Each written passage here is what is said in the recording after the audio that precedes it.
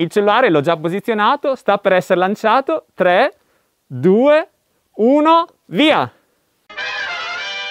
Come avrete intuito dall'intro, durante questa recensione andremo a fare dei test brutali e violenti su questo Fossibot F101 Pro. Lo lanceremo dal secondo piano e dopo passerà sotto non a una, non a due, ma addirittura a 3 macchine in ordine di peso. Guardate che spettacolo questo display posteriore, e devo dire che in più vi dà anche la fortuna di risparmiare la batteria, perché usando molte funzioni da questo schermo non utilizzerete lo schermo principale, aumentando fino al 25% l'autonomia del vostro smartphone. Prima di partire vi ricordo che nella descrizione troverete l'intera scheda tecnica e il link diretto per poterlo acquistare. E ora sedetevi, lasciate un like e iscrivetevi al canale e partiamo con la recensione.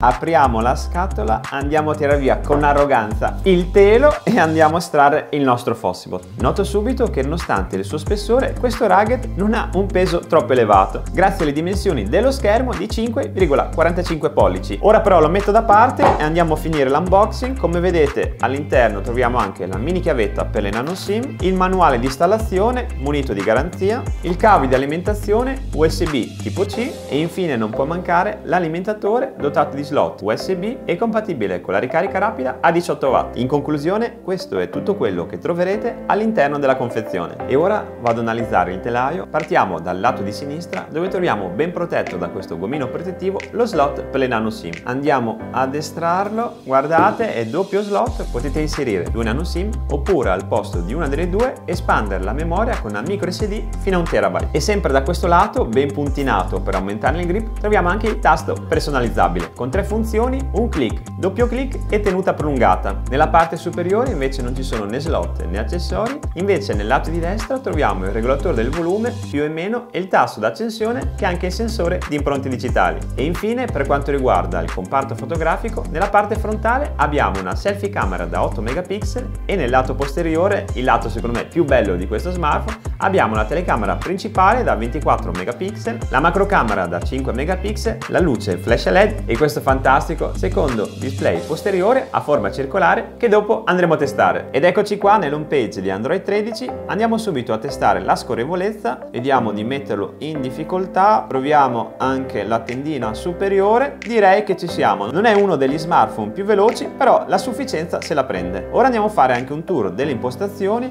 Come vedete sono le classiche di Android 13, Wi-Fi, Bluetooth, applicazioni eccetera. Per quanto riguarda la batteria, questo smartphone monta una potentissima batteria al litio non rimovibile da 10.600 mAh. Con utilizzo medio intensivo lo potete usare tranquillamente fino a 3 giorni prima di doverlo ricaricare. Per quanto riguarda le dimensioni, ha un'altezza di 155 mm, una larghezza di 76, uno spessore di 20 per un peso totale di 350 grammi. Per quanto riguarda lo spazio di archiviazione, questo smartphone è dotato di 128 GB di memoria espandibili, come vi dicevo prima, con la micro SD fino a 1 TB. E per quanto riguarda la RAM, ne possiede ben 8 e se non vi dovessero bastare, che già sono tanti, potete anche espandere la memoria con la funzione Memory Expansion andando ad aumentare di 3, 5 oppure 7 GB raggiungendo una capacità massima di addirittura 15 GB di RAM. Con questo video vi mostro anche le qualità di questo display. È dotato di uno schermo da 5,45 pollici in HD Plus a 299 ppi, 77% come rapporto schermo-corpo e 18 noni per quanto riguarda le proporzioni. Come vedete dalle immagini la qualità non è affatto male, i colori sono molto naturali e anche se lo andiamo a utilizzare sotto la luce del sole la visibilità rimane comunque buona. E l'ultima funzione che è veramente molto interessante per chi usa questo smartphone per lavoro o anche solo in inverno con i guanti è proprio la funzione Gloves Mode. Andiamo subito a provarlo. Mi sono preso questo guanto da cucina, se funzionerà con questo funzionerà con tutti i guanti. Andiamo a provare. Guardate, sta funzionando. Vediamo se fa anche lo swipe. No! Con questo smartphone potete utilizzare qualsiasi tipo di guanto, anche il guanto da cucina, non avrete nessun tipo di problema durante la navigazione. E ora siamo arrivati al pezzo forte di questo F101 Pro, ossia il super display posteriore. Parto subito nel dirvi che questo schermo è anche touchscreen, per cui lo potete personalizzare e controllare direttamente da questo lato. Andiamo a vedere le funzioni a partire da quella del cambio quadrante. Guardate quanti ce ne sono, potete scegliere le auto che vi piace di più, direi. Fatemi vedere, questo qui mi sembra un aspetto molto elegante che mi piace molto. Da questo secondo display potete potete controllare un sacco di funzioni come la musica, potete farla partire, metterla in pausa o passare alla traccia successiva, oppure controllare lo stato della batteria e tantissime altre funzioni come la bussola per controllare sempre dove è il nord,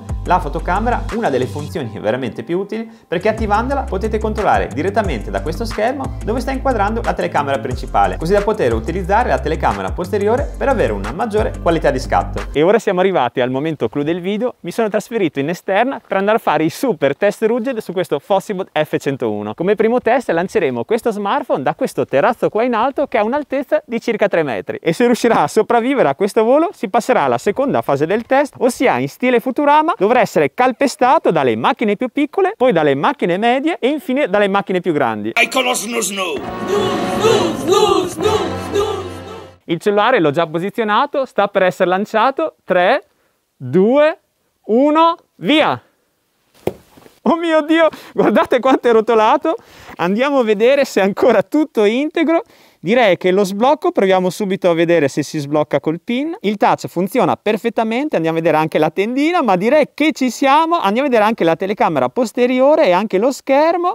Anche qui il touch funziona. Andiamo a attivare la telecamera per vedere se è rimasta funzionante dopo la caduta. Guardate, mi si vede sullo schermo posteriore, per cui direi dopo la caduta di 3 metri i due schermi e anche le telecamere sono rimasti integri al 100%.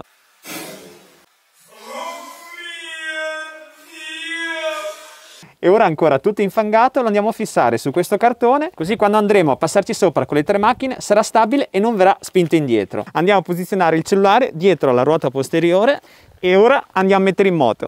Ci siamo. Ho messo la retro, lo sento, ci sto andando sopra. E ora, senza vedere se si è distrutto oppure no, andiamo a metterlo sotto alla seconda macchina. Guardate che i cerchi, questi sono da 17, per cui dei bei ruotoni. Andiamo a posizionarlo e passiamo anche alla macchina media. Abbiamo acceso, mettiamo la retro anche qua e siamo pronti a passarci sopra. Passato anche sopra con la macchina media.